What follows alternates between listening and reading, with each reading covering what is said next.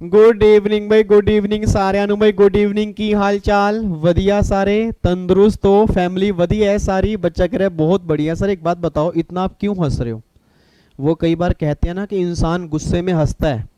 मैंने सुना है कि इंसान गुस्से में हंसता है, इसलिए मैं गुस्से में हूं, तभी मैं आपके ऊपर हंस रहा हूं, नालायकों।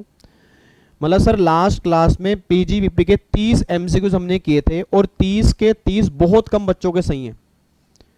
और कई नालायक बच्चे तो ऐसे हैं जिनके 7 एमसीक्यू सही हैं बस। कई बच्चे के 5 सही हैं, एक बच्चे के 2 भी सही हैं। सर मुझे समझ नहीं आ रहा वो एग्जाम निकालेंगे कैसे। सर आपके एग्जाम जून में ही है ना?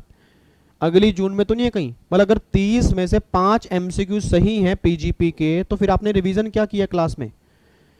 मतलब मैंने 8 लेक्चर लगा दिए, पूरी जान निकाल दी मैंने, कम से कम 8 घंटे हमने पीजीपी समझा, उसके बाद भी 5 क्वेश्चन सही हैं, तो फिर कैसे करोगे मेरे बच्चे, मेरे नोनू, मेरे सोनू? बड़ी दिक्कत आएगी एग्जाम में। आपको बार बार कह रहा हूं सर, अच्छे से रिवीजन कर लो। कम से कम मैंने कहा था कि 25 क्वेश्चन तो कम से कम सही होने चाहिए, क्योंकि अगर अभी 25 क्वेश्चन सही हैं तब जाके एग्जाम में क्वेश्चन सोल्व कर पाओगे। अगर अभी 15-20 सही हो रहे हैं तो एग्जाम में दिक्कत आएगी, ये बात ध्यान देना। और आज भी हमें 30 क्वेश्चन करने हैं, आज भी हम 30 क्वेश्चन करेंगे। और आज मुझे फिर पता लगेगा कितने बच्चे नालायक हैं और कितने बच्चे इंटेलिजेंट हैं, और कौन से बच्चे ध्यान से पढ़ते हैं और कौन से बच्चे ध्यान से नहीं पढ़ते। आज हम 30 क्वेश्चन करेंगे और आज देखता हूं कि 30 में से कितने सही हैं जी।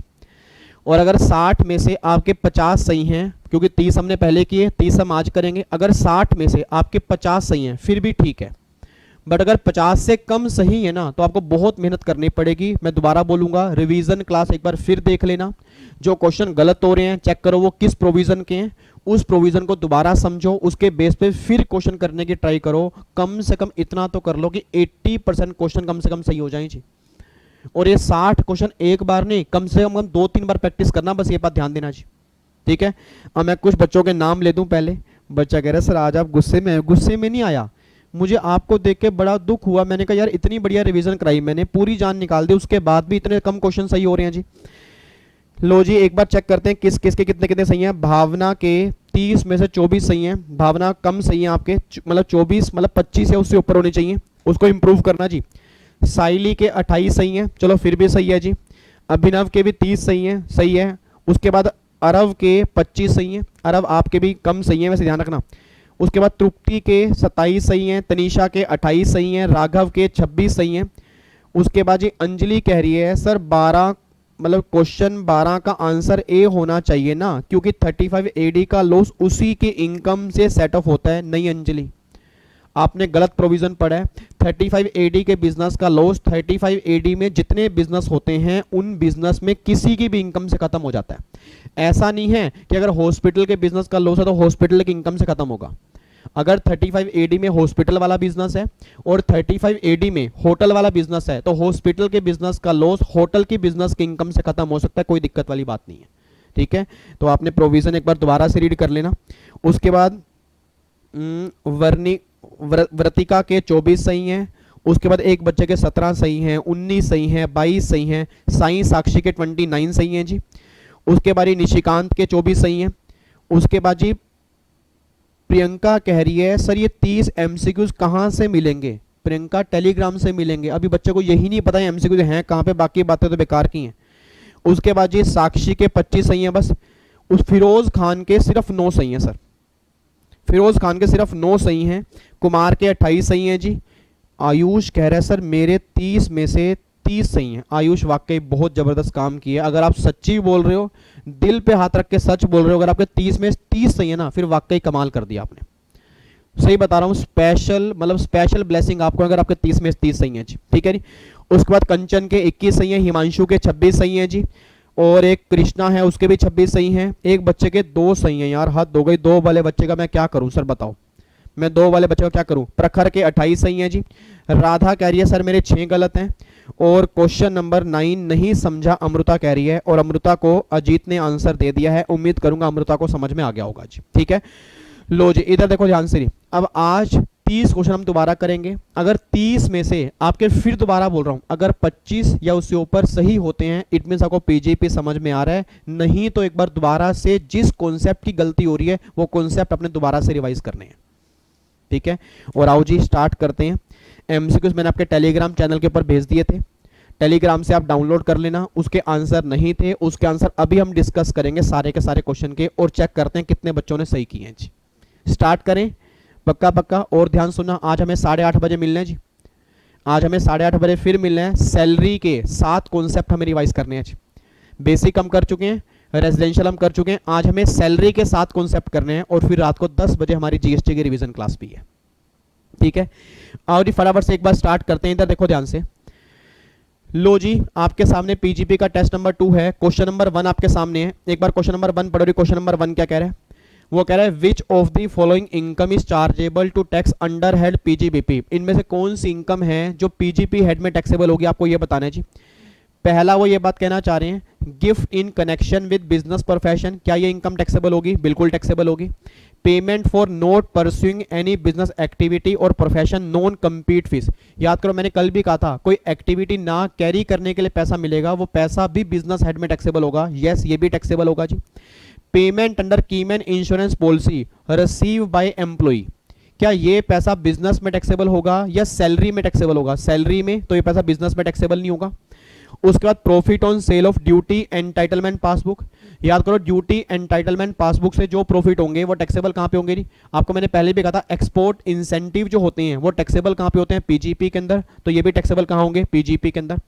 उसके बाद any interest, salary, bonus, commission, remuneration by whatever name called receive by a partner of a firm, याद करो आपको मैंने पहले भी कहा था कि पार्टनरशिप फर्म से अगर पार्टनर को कोई भी सैलरी मिल रही है, इंटरेस्ट मिल रहा है, बोनस मिल रहा है, कमीशन मिल रहा है, वो सब टैक्सेबल कहां होगा? बिजनेस हेड में टैक्सेबल होगा, तो ये भी टैक्सेबल यहीं पे होगा।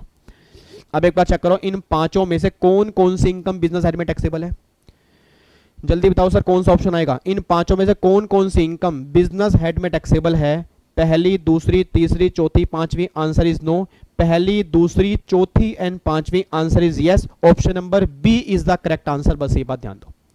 ऑप्शन नंबर बी जो है हमारा करेक्ट आंसर है। ऑप्शन नंबर बी में पहला है, दूसरा है, चौथा है, पांचवा है। जो कीमैन इंश्योरेंस पॉलिसी है, अगर वो पैसा एम्प्लॉय को मिल रहा है तो फिर वो टैक्सेबल सैलरी हेड में होगा जी, वो बिजनेस हेड में टैक्सेबल नहीं होगा। इसको यहां से बाहर निकाल दो, ठीक है। Option number B is the correct answer. उम्मीद करूंगा इस क्वेश्चन में कोई दिक्कत नहीं है, बिल्कुल सिंपल क्वेश्चन था। और एक क्वेश्चन सेक्शन नंबर 28 के ऊपर बेस्ड था जी। जिस बच्चे ने सेक्शन 28 सही ढंग से रिवाइज किया था, 28 के ऊपर बेस्ड था। चेक करो, पहला, दूसरा, चौथा, पांचवा, ये हमारी इनकम बिजनेस हेड में टैक्सेबल होती है। उसके बाद चेक करो ये क्वेश्चन नंबर 2 क्या है? Which method of depreciation is normally follow under income tax act for assessee. अपने आप बोल देना जी, इनकम टैक्स एक्ट में नॉर्मली हम कौन सा मेथड फॉलो करते हैं जी?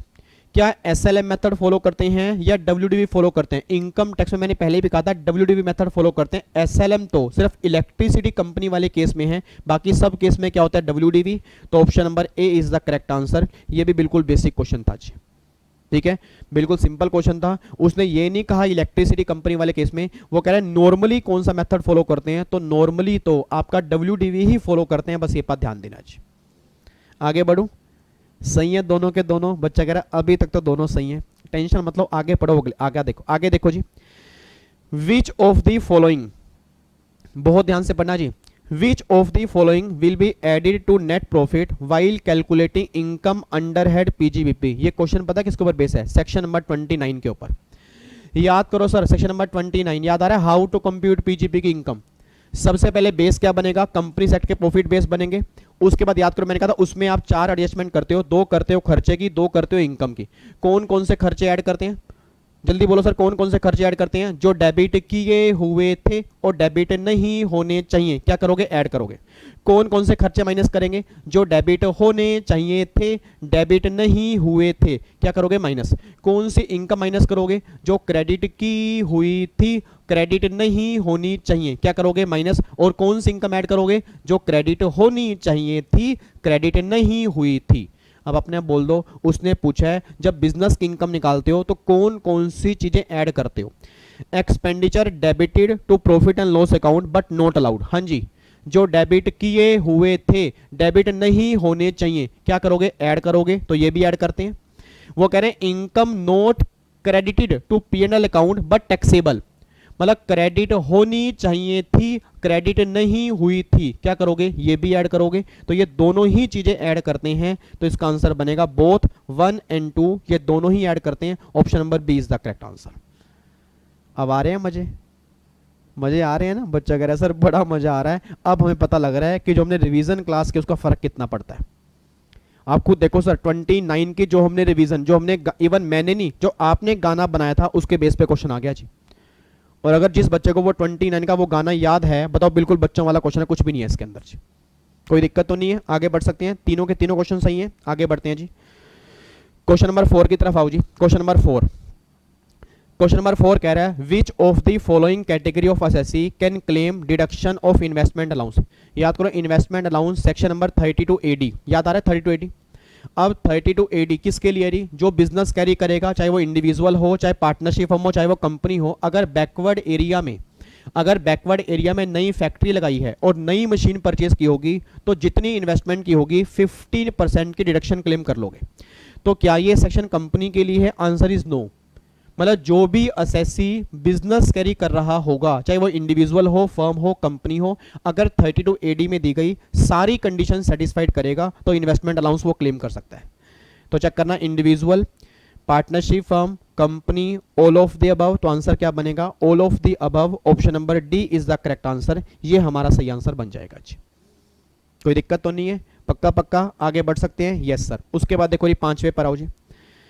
अगला क्वेश्चन कह रहा है provision relating to investment allowance for investment in new plant and machinery located in notified backward area are contain in. अपने आप बोल दो जी, अभी हमने ऊपर पढ़ा यार, अभी हमने क्वेश्चन नंबर 4 पढ़ा है, 4 से लिंक 5 है जी। इन्वेस्टमेंट अलाउंस जो है, जो बैकवर्ड एरिया में आप इन्वेस्टमेंट करते हो, इन्वेस्टमेंट अलाउंस किस सेक्शन के अंदर मिलता है? जल्दी बोलो, इन्वेस्टमेंट अलाउंस किस सेक्शन के अंदर है सर? 32 AD के अंदर। तो 32 AD मैंने अभी आपको बताया था, that is section number 32 AD, ये हमारा इन्वेस्टमेंट अलाउंस है। तो 4 और 5 तो बिल्कुल आसान थे सर, गिरे हुए क्वेश्चन तो उठाना पड़ा भाई। 4 ये बात कह रहा है 32 AD किसके लिए है? सबके लिए। और 5वां ये कह रहा है कि इन्वेस्टमेंट अलाउंस का सेक्शन कौन सा है? 32 AD है। तो option number B is the correct answer. मजा आ रहा है सर क्वेश्चन करने में। आगे बढ़ते हैं सर, आगे देखो जी। Who will be allowed depreciation in case SSC has acquire building on the lease. आपने आप बोल दो जी, अगर मैंने बिल्डिंग लीज पर ली है, मैंने बिल्डिंग परचेज नहीं की सर, मैंने बिल्डिंग परचेज नहीं की, मैंने बिल्डिंग लीज पर ली है।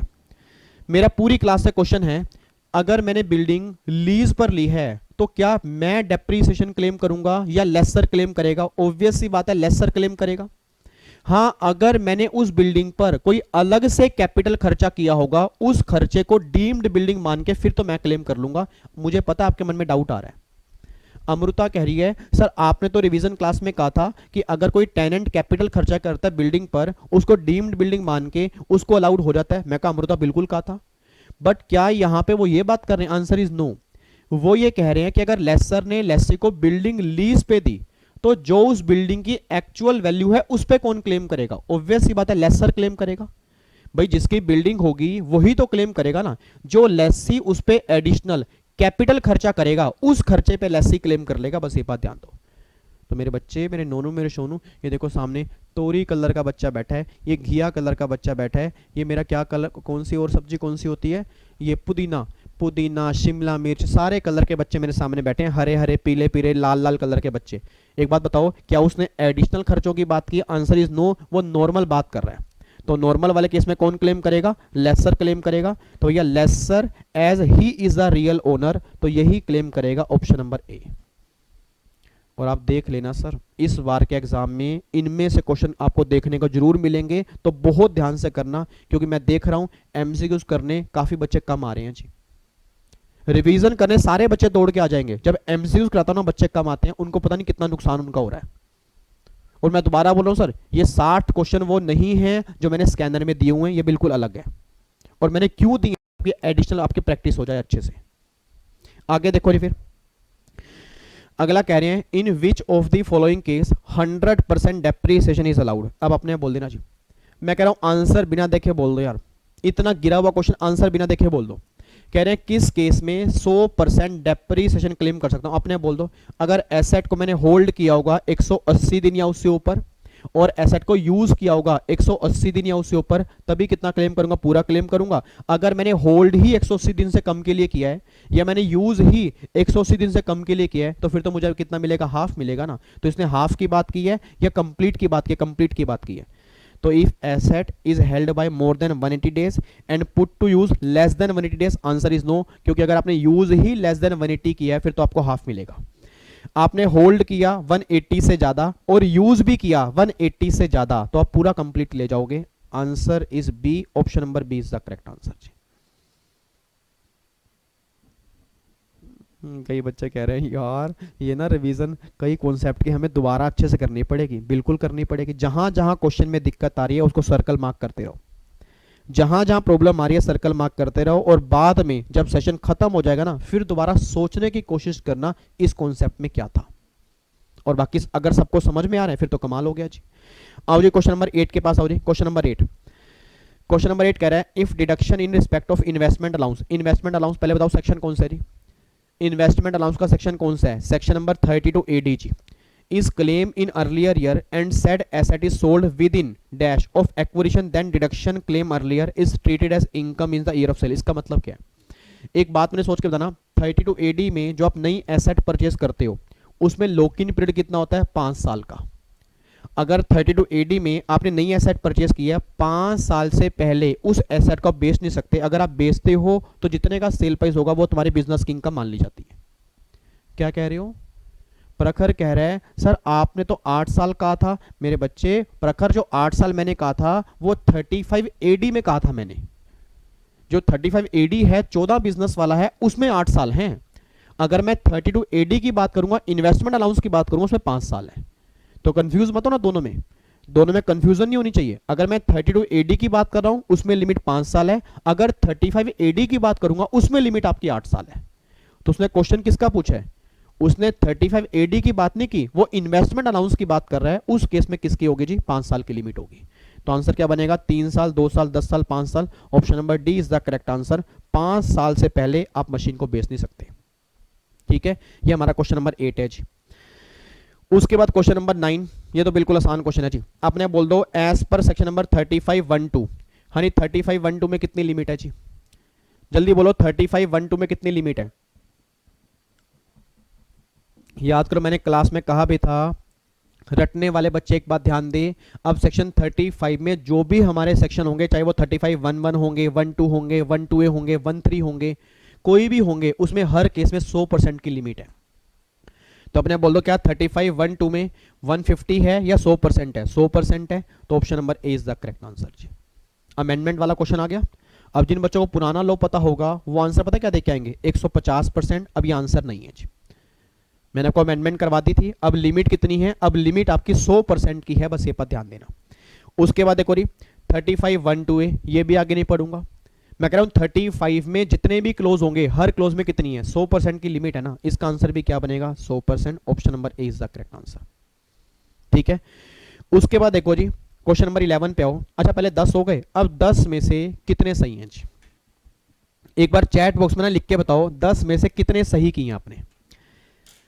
हमने 12 मिनट में 10 क्वेश्चन किए जी, मतलब 1 मिनट में 1 क्वेश्चन किया हमने। बताओ 10 में से कितने सही हैं? कई बच्चे कह रहे हैं 9 सही हैं, कई बच्चे कह रहे हैं 5 सही हैं, कई बच्चे कह रहे हैं 8 सही हैं, और कई बच्चे डर के मारे बता ही नहीं रहे, कह रहे बताएं तो बताएं क्या, किस मतलब कैसे हम सर को मुंह दिखाएं अपना। हमारे तो 2-3 सही हैं, जिनके 2-3 वाले हैं ना इधर आओ नालायको, इधर आओ नालायको। 2-3 सही क्यों हैं आपके इतनी रिविजन कराने के बाद भी? क्या पहले बिल्कुल भी नहीं पढ़ा था आपने क्लासेस में? बच्चा कह रहे नहीं नहीं सर 2-3 नहीं, हमारे 5-6 तो, अगर 5-6 सही है ना फिर भी बहुत कम है सर, कम से कम 8 सही होने चाहिए। ये तो बिल्कुल बच्चों वाले क्वेश्चन है। कल तो चलो फिर भी थोड़े मुश्किल थे, कल जो हमने क्वेश्चन किए थे वो तो फिर भी टेक्निकल थे, तो बिल्कुल बच्चों वाले क्वेश्चन आज तो कुछ है ही नहीं क्वेश्चन, बिल्कुल आसान है। 10 में से 10 हैं किसी के सही? 10 में से 10 सही है किसी के? कई बच्चे तो हैं 10 में से 10 वाले, बहुत बढ़िया जी। आओ जी अब क्वेश्चन पे 11 पे आओ जी। क्वेश्चन नंबर 11 ध्यान से पढ़ना, गलती करोगे आप। क्वेश्चन नंबर 11 है deduction in respect of capital expenditure incurred on scientific research is available. अपने बोल दो जी। अब अगर साइंटिफिक रिसर्च में कैपिटल खर्चा किया, याद आ रहा है 35(1)(4) जी, 35(1)(4) में अगर आपने कैपिटल खर्चा किया डिडक्शन कितनी मिलती है? जितना खर्चा किया होगा उसके बराबर, बट लैंड को छोड़ के। याद करो 35(1)(1) रेवेन्यू खर्चे का है, 35(1)(4) कैपिटल खर्चे का है। अब अगर आपने साइंटिफिक रिसर्च का बिजनेस है, उस बिजनेस में कैपिटल खर्चा किया होगा, 100% की डिडक्शन क्लेम करोगे। मैं दोबारा बोलूंगा 100% की डिडक्शन क्लेम करोगे लैंड को छोड़ के। तो अपने आप आंसर दो जी। To the extent of amount of expenditure income, to the extent of amount of expenditure income excluding expenditure on land. Option number B is the correct answer. ये हमारा आंसर बनेगा जी। बच्चा कहता है सर ए भी तो सेम है, ए सेम नहीं है। अगर मैं ऑप्शन ए देख के आता तो लैंड वाले खर्चे भी अलाउड हो जाते, क्योंकि लैंड भी खर्चा कैपिटल है बट वो अलाउड नहीं है। लैंड वाला खर्चा भी कैपिटल है बट वो अलाउड नहीं है, इसलिए ऑप्शन नंबर बी हमारा आंसर बनेगा जी। ओके है जी, आगे बढ़ सकते हैं। Yes sir. उसके बाद देखो जी, in case of individual assessee, question ध्यान से बना, in case of individual assessee, individual की बात कर रहे हैं जी। In case of individual assessee, deduction in respect of preliminary expenditure as provided in section 35D is available to the extent of, अपने आप बोल देना 35D। मैंने कहा था अगर बिजनेस कमेंसमेंट से पहले कोई भी खर्चा किया होगा उसकी डिडक्शन कैसे मिलेगी, याद करो, रिवीजन क्लास नंबर 8 के अंदर हमने रिवाइज किया था। जो बच्चे स्टूडेंट दरबार डेली बेस पे देख रहे हैं उनको याद होगा जी, अगर इंडिविजुअल पर्सन हूं, बिजनेस कमेंसमेंट से पहले कोई भी खर्चा किया होगा तो जो आपने खर्चा किया होगा वो और 5% of cost of project which ever is less. आपको याद आ रहा है, मैंने कहा था जो भी आपने बिजनेस कमेंसमेंट से पहले खर्चे किए होंगे वो अलाउड होंगे, बट वो खर्चे कॉस्ट ऑफ प्रोजेक्ट की 5% से ज्यादा नहीं होने चाहिए। और अगर आप कंपनी हो तो फिर 5% ऑफ कॉस्ट ऑफ प्रोजेक्ट या 5% of capital employed which ever is less. अगर मैं इंडिविजुअल हूं तो मेरे केस में कॉस्ट ऑफ प्रोजेक्ट का 5% लेते हैं, अगर मैं कंपनी हूं तो उस केस में कॉस्ट ऑफ प्रोजेक्ट का 5% और कैपिटल एम्प्लॉयड का 5%, विच एवर इज लेस जो बनेगा उसके बेस पे कैलकुलेशन करते हैं। तो अपने आप बोल देना जी, यहां पे कंपनी की बात बोली है या इंडिविजुअल की बात बोली है, इंडिविजुअल की बात बोली है ना, तो यहां पे मैं क्या लूंगा जी, 5% ऑफ कॉस्ट ऑफ प्रोजेक्ट और 5% of capital employed which ever is less, ये लूंगा, या सिर्फ कॉस्ट ऑफ प्रोजेक्ट का 5% लूंगा, सिर्फ कॉस्ट ऑफ प्रोजेक्ट का 5% लूंगा, that is option number C. तो 12th का आंसर क्या बनेगा जी, option number C is the correct answer. अच्छा अगला केस देखो जी, अगला केस कंपनी का है। कंपनी वाले केस में 35D कितना मिलेगा, अपने आप बोल दो जी।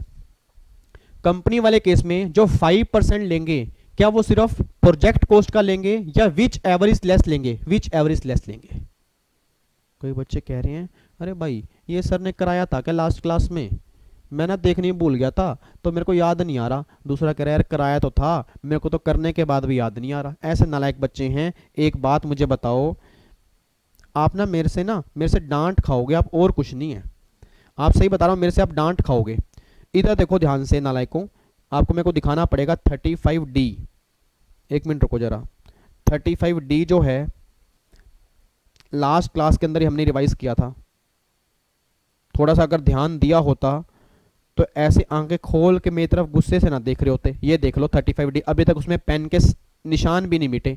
ये देखो, ये आपको बता रहा था मैं यहाँ पे, ये देखो एग्जाम्पल भी लेके बताया था। अब मैंने क्या बताया था देख लो जी, अगर कोई नॉन कॉर्पोरेट असेसी है फिर तो लेंगे 5% ऑफ कॉस्ट ऑफ प्रोजेक्ट, और अगर वो इंडियन कंपनी है तो फिर कैपिटल एम्प्लॉयड का 5% और cost of project which ever is less जो होगा वो बनेगा जी। देखो लिखा हुआ है ना, यहाँ क्या लिखा है, 5% ऑफ कैपिटल एम्प्लॉयड और cost of project at the option. बच्चा कह रहा है एट द ऑप्शन लिखा है ना, मेरे बच्चे, मेरे नोनू, मेरे सोनू, ऑप्शन में कौन सा चूज करूंगा, लेस वाला ही तो चूज करूंगा। जहां खर्चे कम होंगे वही तो चूज करूंगा, तो ऑप्शन क्या लूंगा, विच एवर इज लेस वाला लूंगा। उसने वही मुझसे क्वेश्चन पूछ लिया। अब बताओ ये वाला क्वेश्चन क्या है, यही तो सेम क्वेश्चन है, कंपनी वाले केस में क्या होगा। तो option number A is the correct answer, ये हमारा आंसर बनेगा जी। ठीक है जी। उसके बाद क्वेश्चन नंबर 14 पे आओ जी। क्वेश्चन नंबर 14 देखो जी, which of the following expenditure are deductible under the PGBP. इसमें कौन कौन से खर्चे अलाउड होंगे बिजनेस के अंदर, आपने बोल देना जी। क्या सीएसआर वाला खर्चा, याद करो मैंने आपको बताया भी था, सीएसआर कॉर्पोरेट सोशल रिस्पॉन्सिबिलिटी, क्या ये वाला खर्चा अलाउड होगा, नहीं होगा, नहीं होगा।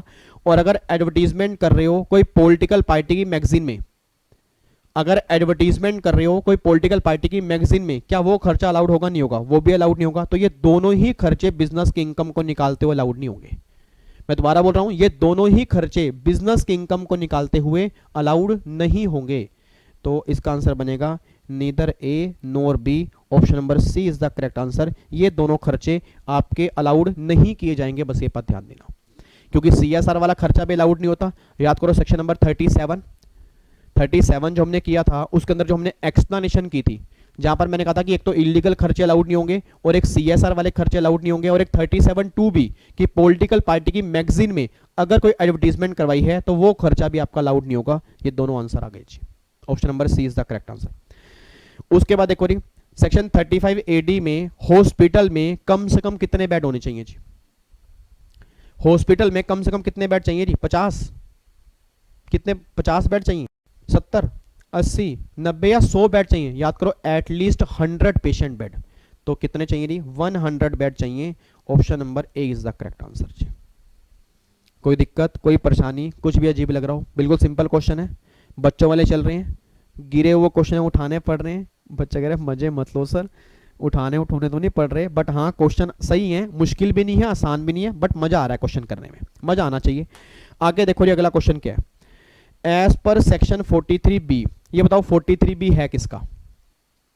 पहले बताओ 43B है किसका सर? 43B है, डिडक्शन मिलती है पेमेंट बेस पर। अगर आपने रिटर्न की ड्यू डेट या उससे पहले पेमेंट कर दी है तो जिस साल का खर्चा होगा सेम ईयर में अलाउड कर देंगे, 43B उसका है।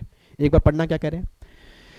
43B, if the sum relate to any previous year for the payment has been made on or before the due date of return of that year then deduction is allowed। आपने आप बोल देना, अभी मैंने एक line बोली थी कि अगर आपने रिटर्न की ड्यू डेट से पहले अगर पेमेंट कर दी है तो खर्चा क्या अगले साल अलाउड होगा या उसी साल अलाउड होगा जिस साल का वो खर्चा है? बताओ जी। अगर मेरा खर्चा 2021 प्रीवियस ईयर का है, सोच समझ के बोलना जी, अगर मेरा खर्चा ये है 2021 प्रीवियस ईयर का और इसकी रिटर्न कब जानी है? मान लो रिटर्न की डेट है 31 अक्टूबर, सोच समझ के बोलना, इस साल का खर्चा मैंने रिटर्न की ड्यू डेट से पहले पे कर दिया, तो क्या ये खर्चा मुझे 21-22 में अलाउड होगा या 2021 में होगा? 2021 में होगा। 43B के अंदर ये बात मैंने आपको बताई थी कि अगर आपने रिटर्न की ड्यू डेट से पहले पेमेंट कर दी है, फिर जिस साल का वो खर्चा होगा ना सेम ईयर में अलाउड होगा। तो उसने मुझसे ये तो कहा है कि अगर पेमेंट कर दी है ड्यू डेट से पहले तो खर्चा किस टाइम अलाउड करेंगे? तो करेंगे previous year to which it relate, मतलब जिस प्रीवियस ईयर से वो खर्चा रिलेट करता है उसी साल में वो खर्चा अलाउड हो जाएगा। Option number A is the correct answer जी। ठीक है जी, कोई दिक्कत तो नहीं है? तो ये हमारा 43B वाला भी क्वेश्चन बन गया। मैंने सारे सेक्शन कवर करने की कोशिश की है जी। उसके बाद जी, which of the following payment is subject to provision of 43B, वो कह रहे हैं इनमें से कौन सा खर्चा 43B में कवर होता है जी? इनमें से कौन सा खर्चा है जो 43B में कवर होता है?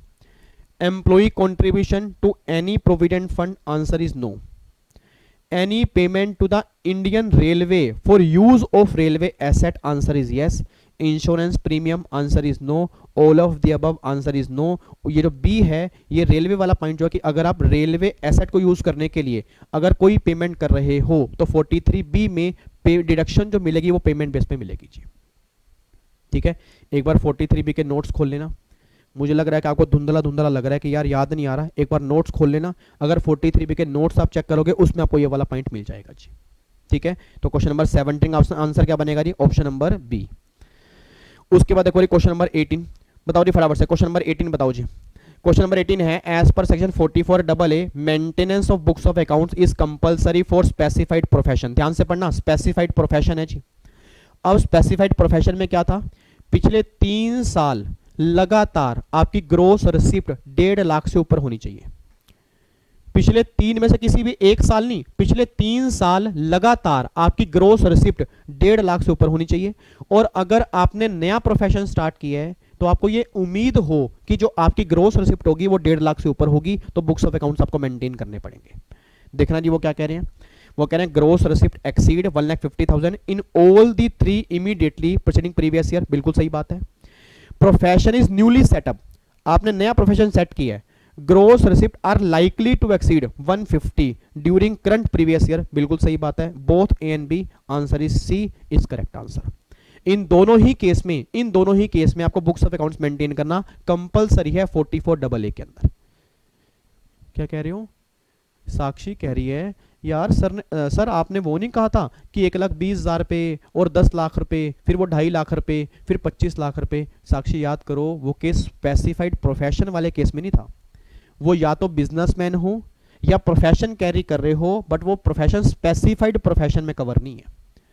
उसने किसकी बात की है? स्पेसिफाइड प्रोफेशन की। उसमें याद करो हमने 1.5 लाख की लिमिट की थी। वही तो कह रहे हैं। अगला क्वेश्चन आ गया जो आप कह रहे हो ना, अगला क्वेश्चन वही है। एन इंडिविजुअल और एचईएफ, क्वेश्चन ध्यान से नहीं, एन इंडिविजुअल और एचईएफ कैरिंग एनी बिजनेस, उसको बुक्स ऑफ अकाउंट्स का मेंटेन करने हैं। आपने बोल देना जी इंडिविजुअल और एचईएफ वाले केस में, इंडिविजुअल और एचईएफ वाले केस में याद करो मैंने कहा था इनकम की लिमिट 2.5 लाख रुपए की है और टर्नओवर की लिमिट आपकी 25 लाख रुपए की है, मतलब वैसे इनकम 1,20,000 है, वैसे टर्नओवर 10 लाख रुपए है, बट इंडिविजुअल और एचएफ वाले केस में इनकम की लिमिट आपकी 2.5 लाख रुपए की है और आपकी टर्नओवर की लिमिट 25 लाख रुपए की है। तो बताओ जी, sale turnover gross receipt exceed 25 lakh in any one of the 3 previous year, बिल्कुल सही बात है। ये 1.5 लाख वाला पॉइंट नहीं, उसकी इनकम ज्यादा होनी चाहिए 2.5 लाख से, बिल्कुल सही बात है। तो ए और सी इज करेक्ट आंसर, 19 का डी बनेगा जी, 19 का डी बनेगा। इन दोनों में से कोई भी कंडीशन अगर सेटिस्फाइड होंगी तो बुक्स ऑफ अकाउंट्स मेंटेन करनी पड़ेगी इंडिविजुअल। क्वेश्चन ध्यान से पढ़ना, रटने वाले बच्चे एक बात ध्यान दें, अगर बिजनेस कैरी कर रहा हूं तो लिमिट 120 और 10 लाख की भी है, अगर बिजनेस कैरी कर रहा हूं तो लिमिट 120 और 10 लाख की भी है, बट वो तब है अगर अदर देन इंडिविजुअल एचएफ है। अगर इंडिविजुअल और एचएफ है उस केस में लिमिट आपकी 2.5 लाख रुपए और 25 लाख रुपए की है, बस ये पर ध्यान दो। और अगर बुक्स ऑफ अकाउंट्स मेंटेन नहीं करूंगा, आंसर दो मुझे फटाफट से, अगर बुक्स ऑफ अकाउंट्स मेंटेन नहीं करूंगा तो पेनल्टी कितने की है, जल्दी बोलो। अगर बुक्स ऑफ अकाउंट्स मेंटेन नहीं करूंगा तो 25,000 रुपए तक की तो पेनल्टी है, ये 44AA में लिखा था जी। अगला क्वेश्चन देखो जी, Which of the following type of assessee can opt scheme under section 44AD? हाँ जी बताओ जी, 44AD कौन कौन ले सकता है जी? 44AD पहले बताओ था किसका? 44AD था किसका जी? 44AD प्रिजम्पटिव टैक्सेशन, जितनी भी आपकी टर्नओवर होगी, अगर टर्नओवर आपकी 2 करोड़ रुपए तक है, अगर टर्नओवर 2 करोड़ रुपए तक है तो जो भी आपकी टर्नओवर होगी उसका 8% इनकम मानेंगे, अगर ऑनलाइन मोड में है तो 6% मानेंगे। आपने बोल दो 44AD कौन ले सकता है जी? 44AD कौन ले पाएगा? इंडिविजुअल ले पाएगा, एचएफ ले पाएंगे, पार्टनरशिप फर्म ले पाएगी, बट एलएलपी नहीं ले पाएंगे। और कंपनी तो वैसे ही 44AD नहीं ले सकती क्योंकि कंपनी का तो ऑडिट ही कंपलसरी होता है। सर कंपनी का तो ऑडिट ही कंपलसरी होता है, 44AD से वैसे ही बाहर है। तो इंडिविजुअल, एचएफ फर्म, बस यही लोग ले सकते हैं, एलएलपी और कंपनी नहीं ले सकते। इंडिविजुअल यस ले सकते हैं, एलएलपी यस ले सकते हैं, सॉरी एलएलपी नहीं ले सकते, नहीं ले सकते। HUF yes, partnership firm yes, company no. तो भैया पहला, दूसरा, सॉरी पहला, तीसरा और चौथा, पहला, तीसरा और चौथा ये लोग ले सकते हैं। तो option number C is the correct answer, first, third and fourth ये तीनों ले सकते हैं जी। बताओ जी अब कोई दिक्कत जी? कोई दिक्कत तो नहीं। अब बताओ 20 क्वेश्चन हमारे हो चुके हैं, 20 में से कितने सही हैं जी? कई बच्चे बताते हो शर्मा रहे हैं, जल्दी बोलो जी, 20 में से कितने सही हैं? 18, 17, 14, 15, 19। है कोई नालायक बच्चा 20 में से 20 वाला भी? आयुष 20 में से 20 है आपके? कई बच्चा कह रहे हैं सर 20 में से 20, थोड़ी थोड़ी गलतियां हो रही हैं। ये थोड़ी थोड़ी गलतियां होनी चाहिए, ध्यान रखना, ये थोड़ी थोड़ी गलतियां होना भी महापाप है, क्योंकि अगर यहाँ गलती हो रही है तो एग्जाम में तो प्रेशर बहुत ज्यादा होता है। अगर यहाँ हो रही है तो एग्जाम में 100% होगी, तो कोशिश करो यहाँ पे गलती ना हो, क्योंकि अगर यहाँ गलती नहीं होगी ना तो एग्जाम में चांसेस गलती के कम हो जाएंगे। ठीक है, आओ जी, अब आओ जी फटाफट से लास्ट 10 क्वेश्चन करते हैं जी। क्वेश्चन नंबर 21 पे आओ जी। क्वेश्चन नंबर 21 बिल्कुल सिंपल सा है जी। क्वेश्चन नंबर 21 है, PG Limited has disclosed net profit of 12,50,000. It has debited 60,000 paid in cash as advertisement to sister concern of a director, जिसकी फेयर मार्केट वैल्यू 52,000 है। वो कह रहा है टैक्सेबल इनकम क्या होगी PG Limited की। अब यहां पे ना कई बच्चे पता क्या गलती करेंगे, कई बच्चे पता क्या गलती करेंगे, यहां पे सेक्शन 48(2) लगा देंगे। अब जैसे ही मैंने बोला 48(2), एक बच्चा तो बाल लोचने बैठ गया, कह रहा यार ये 48(2) है कौन सा? याद करो 48(2) कौन सा है, याद करो 48(2) कौन सा है सर? 48(2) में लिखा था अगर आपने पेमेंट की है वो पेमेंट आपकी एक्सेसिव है। याद आ रहा है कुछ आपको? अगर पेमेंट आपने ज्यादा की है फेयर मार्केट वैल्यू से, तो जो आपने ज्यादा पेमेंट की होगी वो पेमेंट करने वाले के हाथ में डिसअलाउड कर देंगे। अब आप में से कई नालायक बच्चे पता क्या सोच रहे हैं कि पेमेंट की है 60,000 की, एफएमई 52,000 पे है, तो 8,000 पे ऐड करने पड़ेंगे, 1250 प्लस में 8, 12,58,000 पे आंसर आएगा। ये बहुत बड़ी गलत सोच है सर। यहां पे 48(2) की बजाय 48(3) एप्लीकेबल होगा। क्यों? क्योंकि पेमेंट आपने सारी किया कैश में। मेरे बच्चे, मेरे नोनू, मेरे सोनू, मेरे मैंगो कलर के बच्चे, मेरे पाइनएप्पल कलर के बच्चे एक बात मुझे बताओ, अगर पेमेंट आपने सारी कैश में की है तो 43 में क्या लिखा था, अगर 10,000 से ऊपर कैश में की होगी तो सारी पेमेंट ही डिसअलाउड हो जाएगी, तो 60 के 60,000 हमें ऐड करके दिखाने पड़ेंगे।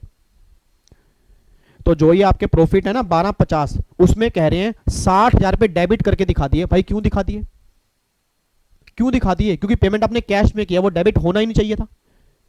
बच्चा कह रहा है किसने किए होंगे? अकाउंट्स वालों ने किए होंगे, अकाउंट्स वालों ने डेबिट कर दिए होंगे। इनकम टैक्स वाले कह रहे हैं कि हमारे यहां पे डेबिट नहीं होनी चाहिए। तो अपने बोल दो जो डेबिट किए हुए थे डेबिट नहीं होने चाहिए, जो डेबिट किए हुए थे डेबिट नहीं होने चाहिए। क्या कर दोगे? ऐड कर दोगे। तो 1250 में 60,000 ऐड करोगे, 13,10,000 पे आपकी नेट इनकम निकल के आएगी बिजनेस की। ये आंसर आपका बनेगा जी। तो यहाँ पे 48(2) एप्लीकेबल नहीं होगा, यहाँ पे 48(3) एप्लीकेबल होगा, 10,000 वाला, बस ये पर ध्यान देना जी। ठीक है, ये क्वेश्चन नंबर 21 है। क्वेश्चन सिंपल था बट एग्जामिनर ने कंफ्यूजन क्रिएट कर दी थी। उसके बाद देखो जी, क्वेश्चन नंबर 22 पे आओ। नेट प्रॉफिट आपके दिए हुए हैं 50,000 रुपए के, नेट प्रॉफिट 50,000 रुपए के हैं। It was found that some stock omitted to be included in both opening and closing, the value which are 9,000 and 18,000। कह रहे बिजनेस की इनकम बता दो।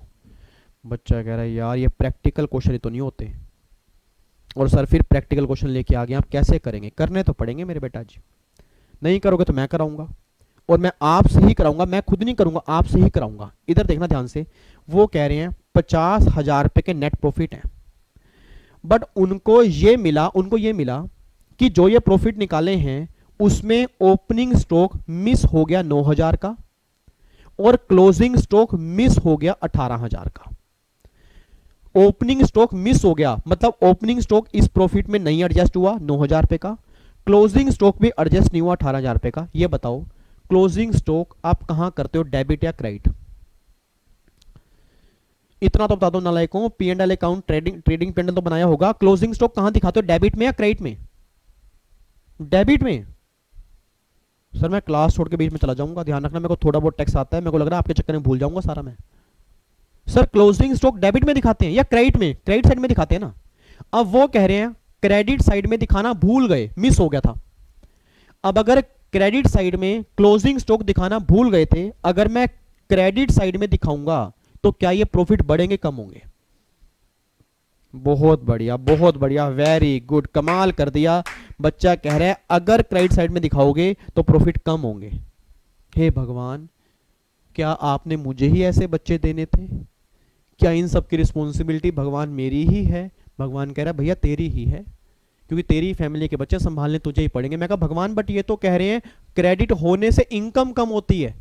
भगवान कह रहा है नालायकों, तुम क्यों विवेक सर को नाम खराब कर रहे हो? क्रेडिट होने से इनकम बढ़ती है सर, खर्चे डेबिट होंगे तो इनकम कम होगी, और अगर क्रेडिट होंगे तो इनकम बढ़ेगी। वो कहना है 18,000 रुपए का क्लोजिंग स्टॉक कम दिख रहा है, तो अगर क्लोजिंग स्टॉक दिखाऊंगा तो इनकम बढ़ेगी ना। तो 50,000 में 18,000 ऐड करोगे आप, और 9,000 पे ओपनिंग स्टॉक कम है, तो अगर ओपनिंग स्टॉक दिखाऊंगा इनकम कम होगी। तो 50 प्लस में 18 68,000, माइनस में 9,000, तो 59,000 के आपके प्रॉफिट बनेंगे। ऑप्शन डी आंसर आएगा। अच्छा अब आ गया सर समझ, अब आ गया, बिल्कुल सही बात कह रहे हो। हमें लग रहा था पता नहीं क्या करना है, कुछ भी नहीं करना सर। अगर थोड़ा सा भी कोई बचा, थोड़ा सा भी, जिसका अकाउंट्स का बेस थोड़ा बहुत क्लियर है ना, वो भी एक क्वेश्चन कर देता। मैं सही बता रहा हूं सर, अगर आपने अकाउंट्स भी सही ढंग से पढ़ा है तो भी आप क्वेश्चन कराते। भाई क्लोजिंग स्टॉक जब नहीं दिखाया, हमें दिखाना पड़ेगा, उससे प्रॉफिट बढ़ेंगे। ओपनिंग स्टॉक नहीं दिखाया, अगर ओपनिंग स्टॉक दिखाएंगे तो डेबिट करना पड़ेगा, उससे प्रॉफिट कम होंगे।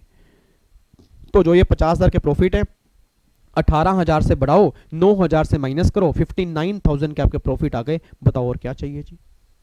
ये हमारा आंसर आ गया, option number D G.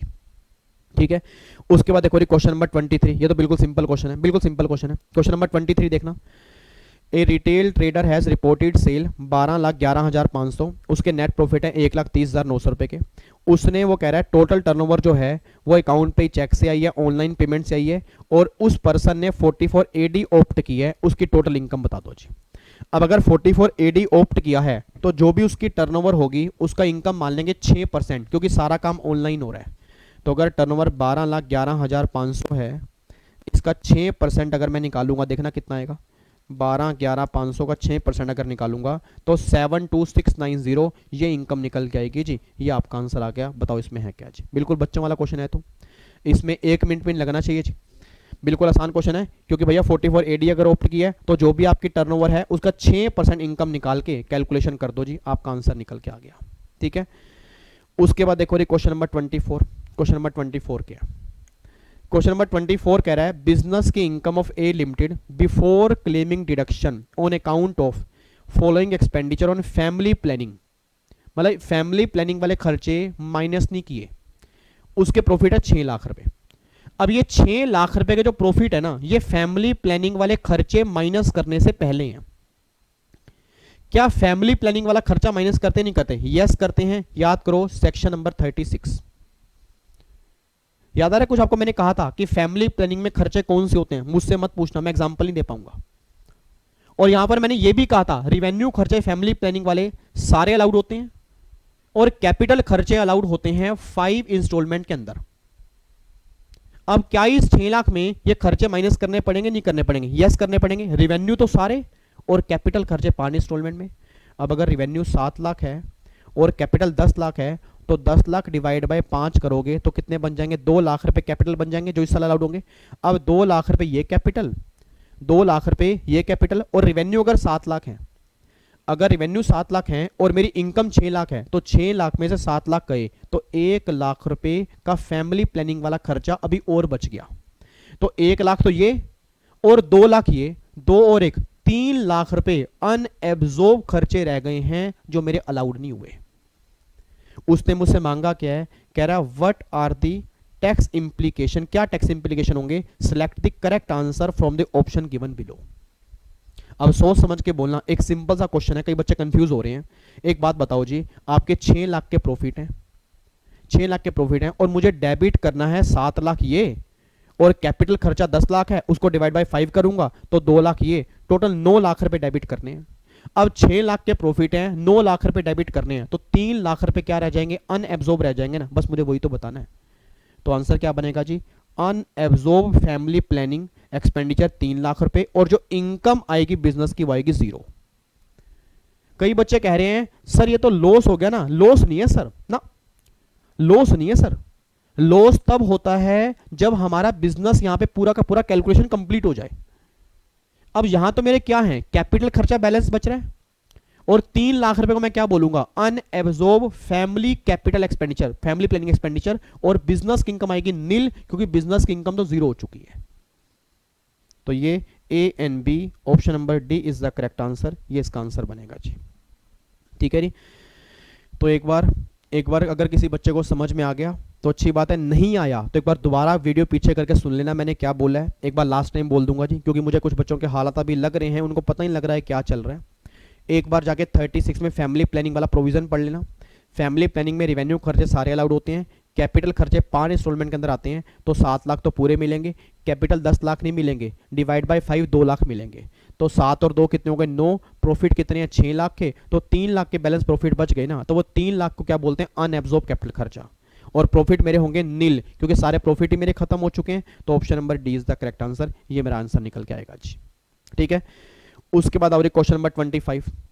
Manish है एक बच्चा, ए प्रैक्टिसिंग कंपनी सेक्रेटरी, ए प्रैक्टिसिंग कंपनी सेक्रेटरी, उसकी ग्रोस रिसिप्ट है बिजनेस की for the previous year 17 18 18 19 19 20 9,10,000 5,40,000 5 lakh. आपने बोल दो पिछले 3 सालों से लगातार 1.5 लाख से ज्यादा है।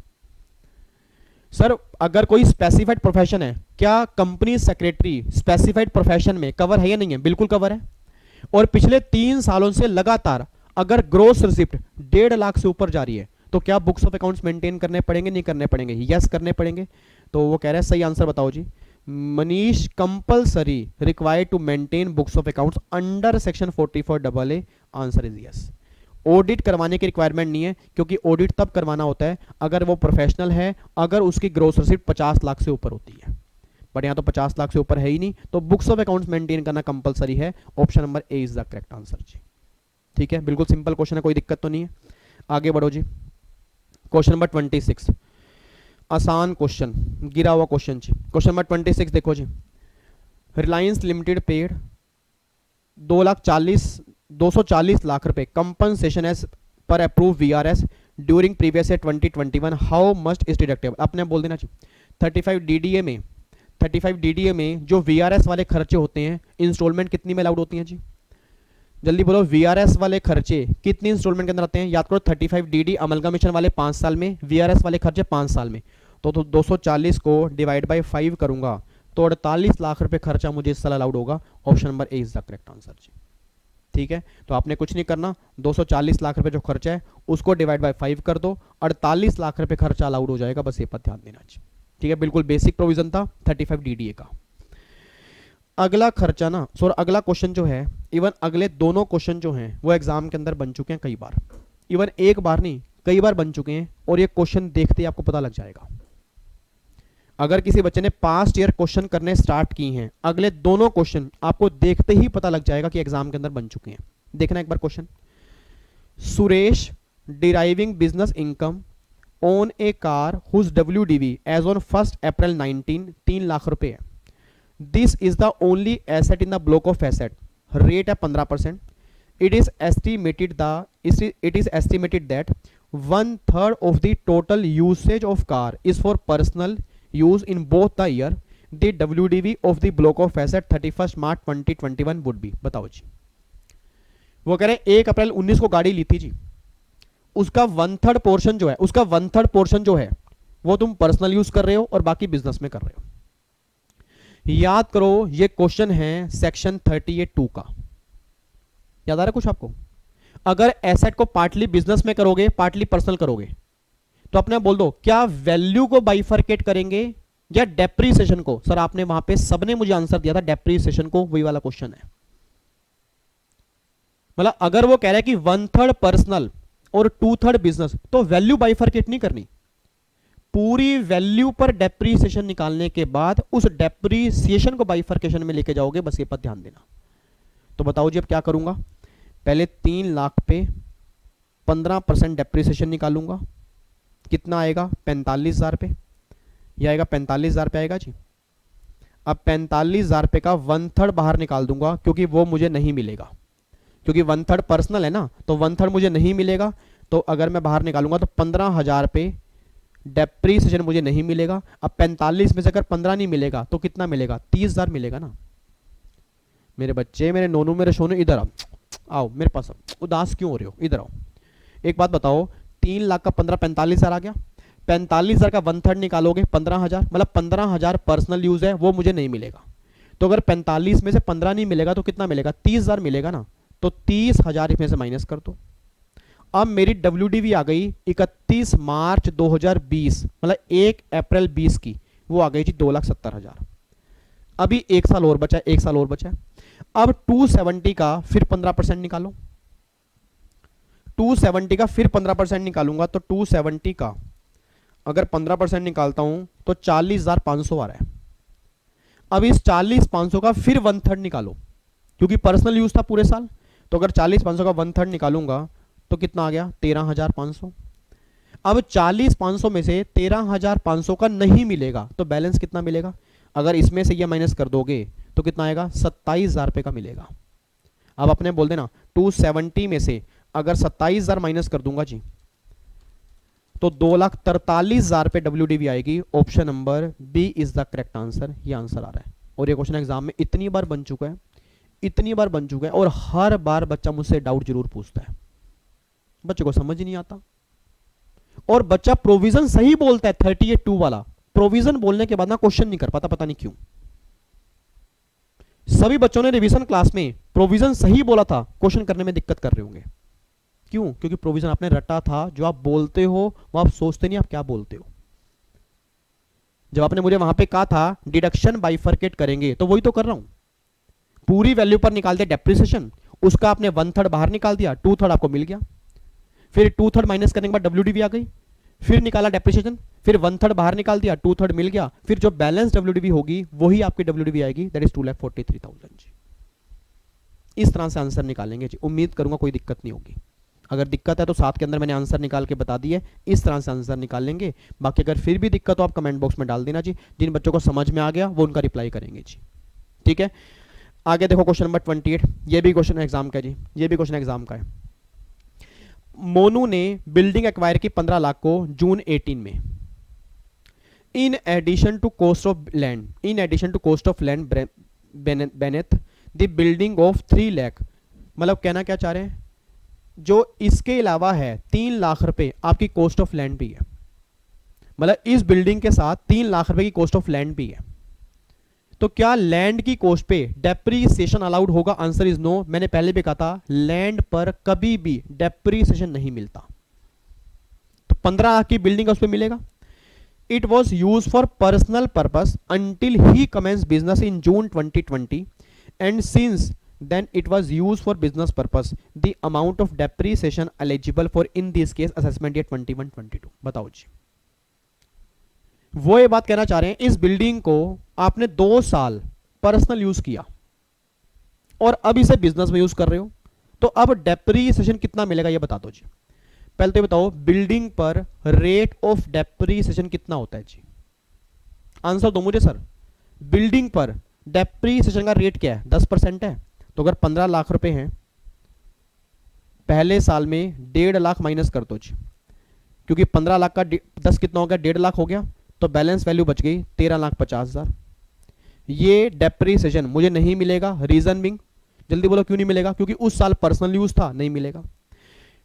13,50,000 का 15% फिर निकालो जी, कितना आएगा? अगर मैं 13,50,000 का 15% निकालूंगा, 13,50,000 का 15%, सॉरी 10%, 10%, सॉरी 10% जी, 1,35,000, 1,35,000 पे माइनस कर दो। अब 13,50,000 में से 1,35,000 माइनस करूंगा तो आएगा 12,15,000 पे आएगा। अब देखना जी, इन दोनों सालों का तो मिलेगा नहीं, इन दोनों सालों का नहीं मिलेगा, अगले साल मिलेगा, क्योंकि अब बिजनेस में यूज कर रहा हूं। अब अगर अब बिजनेस में यूज कर रहा हूं तो जो आपकी WDV है उसका 10% आप निकाल लोगे तो 1,21,500 रुपए इतना मुझे मिलेगा। तो option number D is the correct answer. ये आपके सामने आ गया जी। सर क्वेश्चन बच्चों वाले होते हैं, एग्जाम में क्वेश्चन मुश्किल नहीं बनते। पहली बात तो प्रोविजन क्लियर होने चाहिए, दूसरी बात आपका माइंड बिल्कुल फ्री होना चाहिए, माइंड में कोई स्ट्रेस ना हो, क्योंकि अगर माइंड में स्ट्रेस होगा ना, ये प्रोविजन आपको एग्जाम में याद ही नहीं आएंगे। जो क्वेश्चन आप मुझे यहां करके दिखा रहे हो वही क्वेश्चन एग्जाम के अंदर कई बार मुश्किल बन जाते हैं। क्यों? हमारे माइंड में प्रेशर बहुत होता है। और बताओ इस क्वेश्चन में था क्या सर? 2 साल पर्सनल यूज किया, उसका मिलेगा नहीं। बच्चा कहता सर ऊपर वाले केस में दिया, मेरे बच्चे ऊपर वाले केस में पूरा पर्सनल यूज नहीं था, सिर्फ 1/3 था, तो 2/3 का तो मिलेगा ना। इसमें तो पूरे के पूरे 2 साल ही पर्सनल यूज है। अब अगर पूरे 2 साल पर्सनल यूज है, 2 साल का बाहर निकाल के तीसरा साल जो होगा उसका क्लेम हो जाएगा 1,21,500। ये आपका आंसर निकल के आएगा जी, कोई दिक्कत तो नहीं है। और फटाफट से अब आओ क्वेश्चन नंबर 29 पे आओ जी। क्वेश्चन नंबर 29 तो बिल्कुल सिंपल है जी। PP limited made provision of 12 lakh for bonus payable, year ended 31 मार्च 21। 7 लाख रुपए बोनस पे कर दिया है 31 जुलाई 2021 को। PP लिमिटेड है तो रिटर्न फाइल करने की डेट क्या है जी? रिटर्न फाइल करने की डेट क्या होगी? 31 अक्टूबर होगी। और 3 लाख रुपए बोनस पे कर दिया 30 सितंबर को, और 2 लाख रुपए की पेमेंट की है 15 दिसंबर को। आपने आप बोल देना चाहिए रिटर्न फाइल करने से पहले जितना बोनस पे कर दिया होगा उसकी डिडक्शन तो इस साल मिलेगी, और अगर नहीं पे किया होगा जो भी, उसको फिर उस साल अलाउड करेंगे जिस साल भी पे किया होगा। मेरा पूरी क्लास से क्वेश्चन है, रिटर्न फाइल करने की डेट 31 अक्टूबर है, तो 31 अक्टूबर से पहले कितना बोनस पे कर चुके हो? आंसर देख के बताओ जी। क्वेश्चन देखो, क्वेश्चन 31 अक्टूबर से पहले कितना बोनस पे कर चुके हो? 7 लाख तो ये पे कर चुका हूं, 3 लाख ये पे कर चुका हूं, जो 2 लाख रुपए है वो दिसंबर में पे किया, मतलब बाद में पे किया, तो 10 लाख रुपए डिडक्शन मिलेगी बस। Option number A is the correct answer, ये मुझे डिडक्शन मिलेगी। बच्चा कहते हैं सर ये क्वेश्चन किस सेक्शन का है? That is section number 43B की जो डिडक्शन मिलती है ना पेमेंट बेस पे, जो मिलती है पेमेंट बेस पे, ये उसका है। और याद करो मैंने कहा था ना रिटर्न की ड्यू डेट फाइल करने से पहले अगर पेमेंट कर दोगे डिडक्शन मिल जाएगी। ये देखो क्वेश्चन आपके सामने आ गया जी। इस तरह से प्रैक्टिकल क्वेश्चन बनता है। तो जो भी रिटर्न फाइल करने से पहले होगा वो आपको अलाउड होगा, जो रिटर्न फाइल करने के बाद होगा वो अगले साल अलाउड होगा, इस साल अलाउड नहीं होगा, बस ये बात ध्यान देना चाहिए। ठीक है जी। आओ जी अब लास्ट क्वेश्चन पे आओ जी, क्वेश्चन नंबर 30। ये तो सिंपल है, मैक्सिमम पेनल्टी कितनी लगेगी जी 44AB में? आपने बता दो। ऑडिट ना, बच्चा कह रहा है 25,000 पे, नालायक वो बुक्स ऑफ अकाउंट्स ना मेंटेन करने की है। ऑडिट ना करवाने की पेनल्टी कितनी है? मैक्सिमम 1.5 लाख रुपए, वैसे कितनी है 0.5% ऑफ टर्नओवर, और 1.5 lakh which ever is less, और मैक्सिमम कितनी होगी 1.5 लाख। उसने कितनी पूछी है? मैक्सिमम पूछी है ना, तो मैक्सिमम कितनी बनेगी जी 1.5 लाख रुपए। Option number C is the correct answer जी, ये आपकी पेनल्टी है जी। तो फाइनली फाइनली फाइनली अब जाके 60 क्वेश्चन हमारे खत्म हो जाते हैं, 60 क्वेश्चन अब जाके हमारे खत्म होते हैं जी। और सर मेरे को इतना विश्वास है, अगर किसी बच्चे ने ये 60 क्वेश्चन सही ढंग से किए ना, मैं लिख के देने को तैयार हूं, वो बच्चा पीजीपी के अंदर मार नहीं खा सकता। क्योंकि सर ये 60 क्वेश्चन, ध्यान रखना, ये 60 क्वेश्चन मैंने ऐसे सिंपल बच्चों वाले नहीं बनाए, ये 60 के 60 क्वेश्चन ऐसे थे जिसमें हर क्वेश्चन में आपका दिमाग चलना था, सारे प्रोविजन की रिवीजन होनी थी। ये 60 क्वेश्चन वो हैं। तो प्लीज एक बार दोबारा से अच्छे से रिवीजन कर लेना, कहीं दिक्कत हो कमेंट बॉक्स में डाल देना, जिनको समझ में आ चुका है वो उसका रिप्लाई करेंगे, बस ये पर ध्यान देना चाहिए, ठीक है। तो अब जाके फाइनली आज हम 8 क्लास रिवीजन और 2 एमसीक्यूज, अब जाके 10 घंटे के बाद हम पीजीपी को स्वाहा स्वाहा स्वाहा अब ये करने जा रहे हैं जी। तो फाइनली अब हमारे पांचों हेड खत्म हो चुके हैं, अच्छे से रिवीजन हो चुकी है पांचों हेड की, बेसिक भी हो गया, रेजिडेंशियल भी हो गया, पांचों हेड भी हो गए, कंप्लीट रिवीजन हमारी हो चुकी है जी। जबरदस्त तरीके से रिवीजन कर लिया हमने, ठीक है। अब फिर फ्राइडे से ना, आज हमारा वेडनेसडे तो है, आज हमारा वेडनेसडे, यस। अब हम फ्राइडे से स्टार्ट करेंगे जी, हमारा सेट ऑफ का चैप्टर फ्राइडे को ही कंप्लीट कर लेंगे, फिर उसके बाद संडे को करेंगे क्लबिंग का चैप्टर, संडे को ही कंप्लीट कर लेंगे, सॉरी फ्राइडे को कंप्लीट कर लेंगे सेट ऑफ वाला, संडे कंप्लीट कर लेंगे क्लबिंग वाला। मतलब जो भी आपके छोटे मोटे चैप्टर हैं वो अब एक एक लेक्चर में कंप्लीट होते जाएंगे, और फाइनली इनकम टैक्स हमारा बिल्कुल कॉर्नर पे लग जाएगा, और 27 मिनट 7 कॉन्सेप्ट में दोबारा से इन सब चैप्टर के जो 7 मोस्ट इंपॉर्टेंट कॉन्सेप्ट है उसकी रिविजन हम कर रहे हैं जी, पूरी सुपर फास्ट स्पीड में। तो मुलाकात करूंगा अभी 8:30 बजे जी, मुलाकात करूंगा अभी दोबारा से 8:30 बजे सैलरी के साथ, कॉन्सेप्ट के रिवीजन के साथ। सही टाइम पर पहुंच जाना जी, कोई क्लास मिस मत करना। और जो बच्चे, मैं दोबारा बोल रहा हूं, जो बच्चे वो 7 कॉन्सेप्ट वाली सीरीज देखेंगे, मैंने कल भी कहा था और फिर भी कहूंगा, वो सीरीज बहुत इंपॉर्टेंट है, प्रोवाइडेड अगर आपने पहले एक बार सही ढंग से पढ़ा हो जी। अगर पहले कुछ भी नहीं पढ़ा, प्लीज वो अटेंड मत करना, मुझे गालियां निकालोगे, और मुझे मंजूर नहीं है कि इतनी मेहनत करने के बाद कोई मुझे गालियां दे, ठीक है। चलो जी, बाकी मुलाकात करेंगे फिर नेक्स्ट क्लास मेरी, नेक्स्ट क्लास का मतलब 8:30 बजे, बाकी फ्राइडे को फिर रात को 10 बजे, मतलब इतनी बार हम मिलते हैं, अब तो मिलना रह गया जी, ठीक है। ओके जी, bye bye, take care, God bless you, love you so much, जय हिंद। और अगर अच्छी लगे तो लाइक का बटन तोड़ देना सर, ठोक के जाना, और अगर बुरी लगे तो जरूर बता के जाना क्या कमी है, जरूर इंप्रूव करूंगा। Once again thank you so much, जय हिंद। मिलता हूं 8:30 बजे लाइव इसी चैनल पर। बाय बाय जी, गॉड ब्लेस यू।